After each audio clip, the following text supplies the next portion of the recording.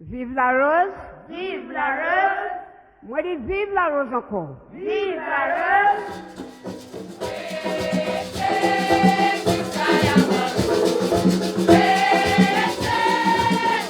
The La Rose Festival has spun a cultural tale of music, dance and drama for over 200 years. It showcases the pride and resilience of the Saint Lucian people who have passed on the richness of its cultural history from one generation to the next.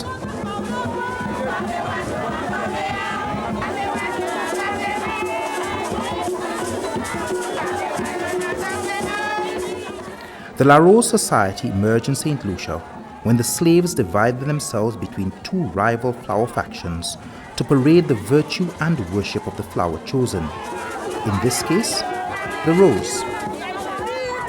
However, it was not simply an art form developed to gratify the Negro slaves' propensity for dancing. Rather, it was a means of establishing a sense of identity in a politically sensitive, oppressive system.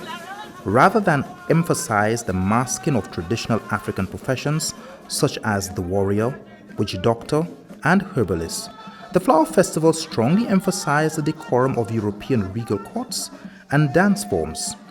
Some believe this to be an outward mockery of European traditions.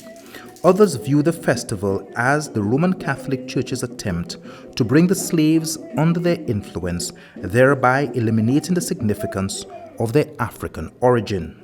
Followers of the Rose base their devotion on the myth or legend of Santa Rose de Lima. The story goes that a young slave named Rose, who worked in the great house of a plantation, was dissatisfied with the bad treatment her relatives received while working in the fields and elsewhere in the plantation. She habitually stole bread from the kitchen and took it to her relatives at night. However, she was soon regarded with suspicion, and one night, guards ordered her to reveal what she had in her apron. Miraculously, as she complied, instead of loaves, bunches of roses fell from her apron. This saved her life and was seen as a divine reward for her acts of resistance and good deeds. As a result, the La Rose Society was birthed, as island celebrants adopted both the sanctified girl's name and the miraculous flower as their symbol.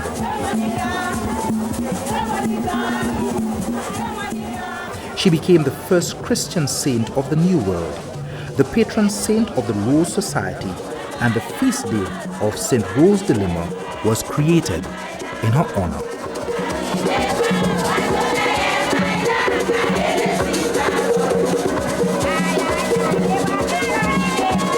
However, some are of the belief that the Rose Society emerged in Africa before slavery. The legend places Rose as one of the daughters of a great pharaoh who was very charitable with the poor of the land, occasionally passing them loaves from Pharaoh's table. One day, the pharaoh returned home early from battle, only to find a crowd of poor outside the court. He queried as to their presence, and Margaret, Rose's sister, revealed that it was Rose's fault for giving them food. Pharaoh ordered the Rose to be arrested and searched. This is the point at which both versions conjoin. Instead of finding food in her apron, the crumbs miraculously changed into roses, and her life was saved.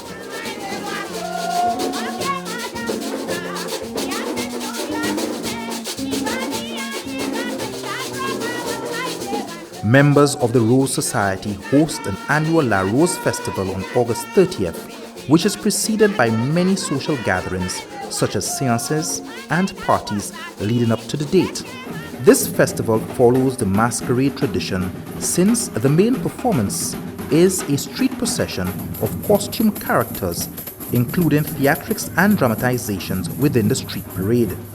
The characters within the festival are hierarchically structured to illustrate the colonial society, with the king and queen as the head, followed by other dignitaries, and ending with people of lower economic standing.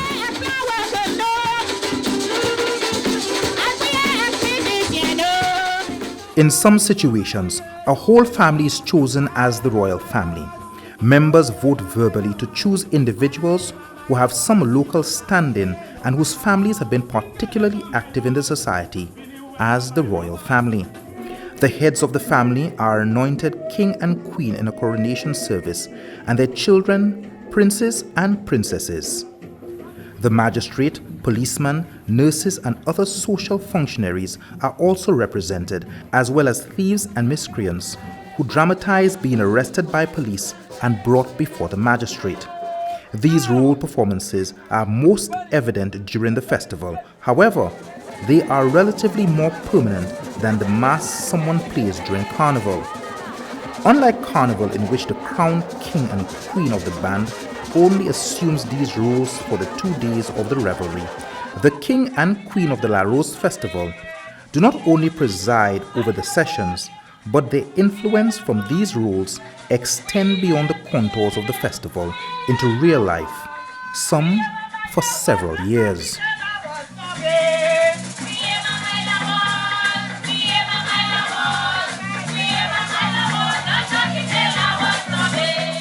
Preparations for the La Rose Festival start many months before the actual feast day on August 30th. During that period, the Rose Society gathers at a bar or hall in a community, particularly on weekends, to hold seances. These seances should not be confused with practices of the occult, but are in essence an all-night singing and dancing session where drinks are sold and games are played. These seances are also used to rehearse songs and raise funds for the grand performance on August 30th. The royal couple presides over the sessions. The magistrate sits with them, and they are flanked on either sides by guards. The château and musicians take their positions before the royal pair and begin their presentations of singing and dancing for the pleasure of the royals.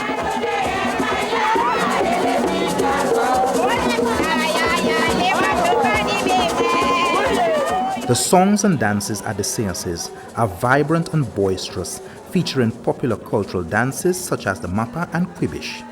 The instruments used are rustic and include the violin, banjo, cuatro, guitar, shak-shak, baha, and drums.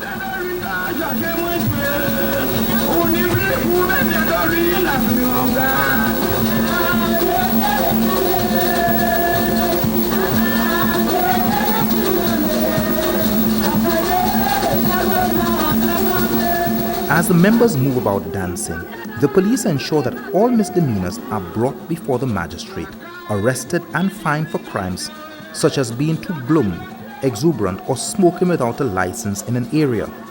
These fines, as well as the sale of drinks and light snacks, defer the expense of the society.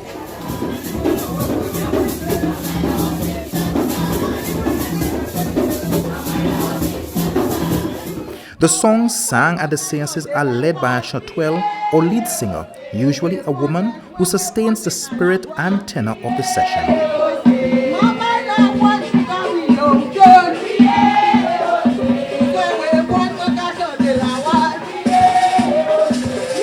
She is also responsible for the composition of new songs, also known as ballets. Some ballets sing the praise and virtue of the rose flower.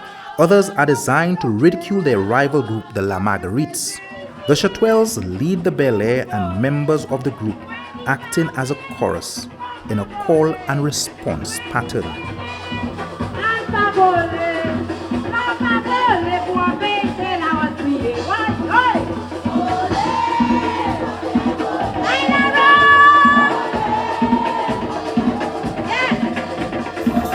On the actual day of the festival, all members of the Rose Society gather at the hall for communal breakfast.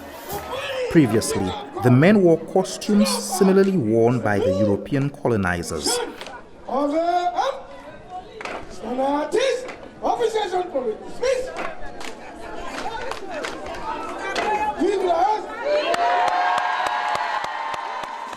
The women wore outfits similar to the national costume of Saint Lucia, the warp duet. However, today, the costumes have changed to imitate the contemporary outfits corresponding to a particular role. The women's costumes primarily portray the colors red, pink, and white. Nevertheless, dressed in the fineries of their respective roles, the royal family being the most elaborate and adorned, they would then proceed to the church for a special service before hitting the streets for the culminating street masquerade.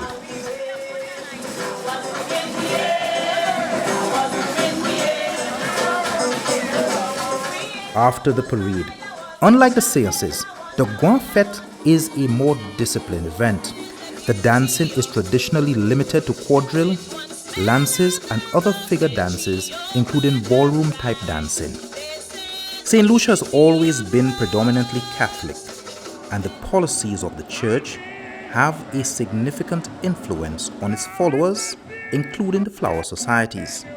As a result, the Roses assumed a community self-help spirit and aided with many of the projects entrusted to the Church. In fact, there is scarcely a parish on the island that doesn't owe the erection of its church wholly or partly to the support and funding of the flower societies. For instance, the Roses built the belfry at the Catholic Church in Vieux-Fort. The virulent red of the rose still speaks to many a Saint Lucian today.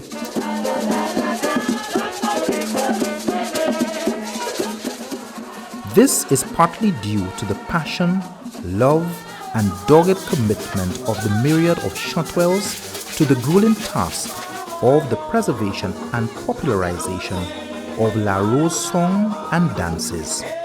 Among these chanteuses, there is none so gifted and loved as Dame Cécenne Descartes of Passias, who was the lead chanteuse for the La Rose group in Micoud from the age of 8.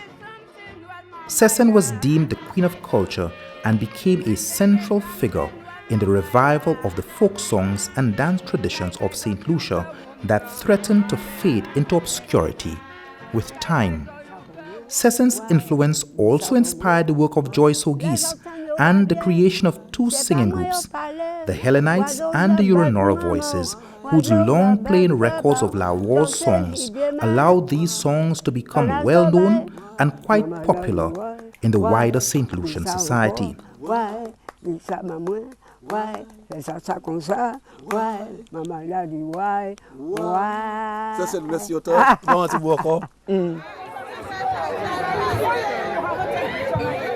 Today, the La Rose Flower Festival has crossed continents and germinated with seedlings of Saint Lucians overseas.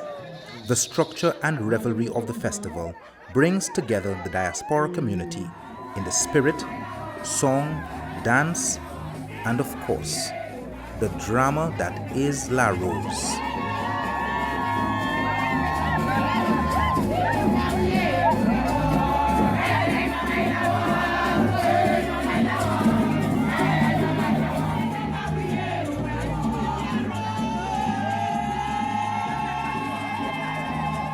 Despite the popularity of the La Rose Festival and their contribution to society, they were not without their fair share of problems, especially with the Catholic Church, who threatened their very existence and continuity.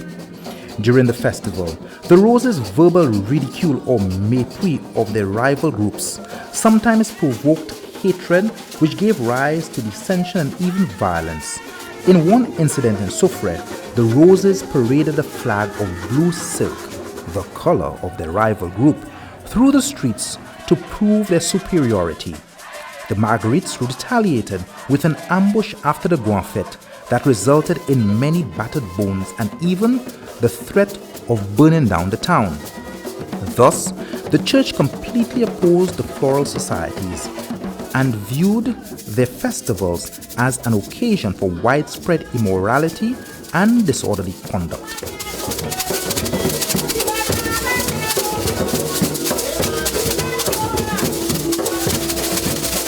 The La Rose Festival was excommunicated by the church, and Catholics were forbidden from joining or remaining in them.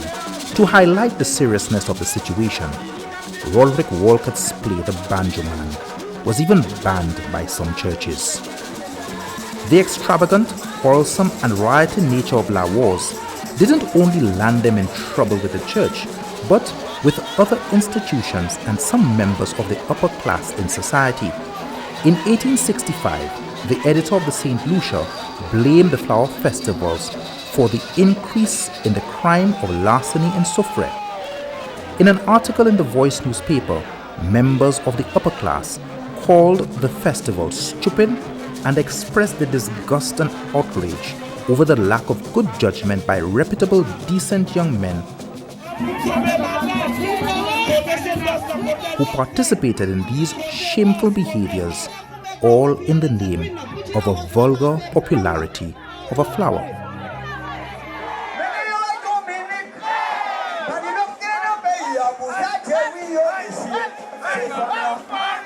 Given the present wave of nationalism and cultural awareness in Saint Lucia, such notions may no longer be publicly expressed. However, there may be many today who silently endorse these sentiments. Over the years, there has been a yearning to emerge from the weight of our colonial legacy and to establish a national identity with a particular focus on the resurgence of traditional or folk culture. Therefore, recent governments took a particular interest in the floral societies as they represented one of the last remaining components of a vibrant and complex culture which evolved out of our colonial past. Additionally, the fact that flower festivals like Laborie were unique in Saint Lucia further stimulated their recognition as a core national identity. As a result of this, the relationship between the societies, the church, and the ruling class began to change.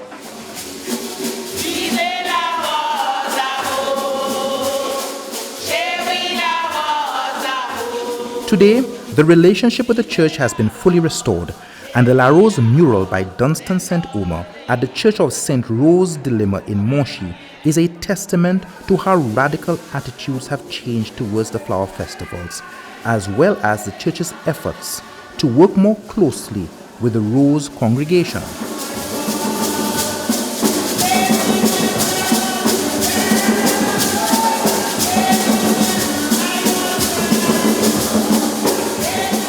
The fact that the La Rose Society became recognized primarily as a singing association and the once violent rivalry which existed between them and their rivals, the Margarets, declined into a more amicable one may have also been a contributing factor to this general acceptance. As time passed, though only the laboring class and domestic servants took an active role in the festival, there was scarcely an individual on island who did not enroll in one of the floral societies.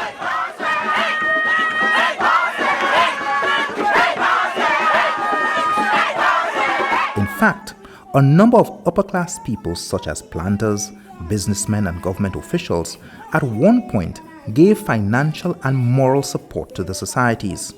However, today, the support from the commercial sector is almost non-existent, with the exception of the Laborie Credit Union, which has consistently supported various Laborie groups. Over the years, the number of groups has decreased substantially, perhaps due to the fact that although the basic structure and tradition of Laborie remains unchanged over the years, the relative significance of the festival as a popular institution of folk expression within St. Lucian society has indeed changed drastically. Like Journée Creole and Carnival, the La Rose Festival was recognized as a cultural and social tradition involving the entire St. Lucian population. However, at present, this national and cultural identity has been confined primarily to rural communities. Furthermore, in the wake of the cultural imperialism transmitted via radio, television, and the internet, the appreciation for the festival, especially amongst the younger generation, has waned. Recent governments, cultural institutions, and various commercial businesses within the society believe that the La Rose Festival embodied the unity, strength, and togetherness of the culture, and the sense of Kudme could not be allowed to disappear from society. it was generally agreed that more education and the strengthening of the socio-political position of the festival would ensure its survival. Therefore, the governments felt it necessary to incorporate the recognition of the floral societies into their programs and cultural development. One such initiative is the teaching of Laos songs at school, so that future generations are exposed to and involved in aspects of the festival, so as to cement the traditions of Laos within them.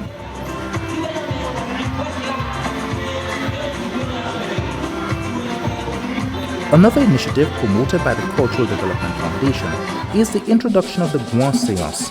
Traditionally, seances were held by various groups in different communities.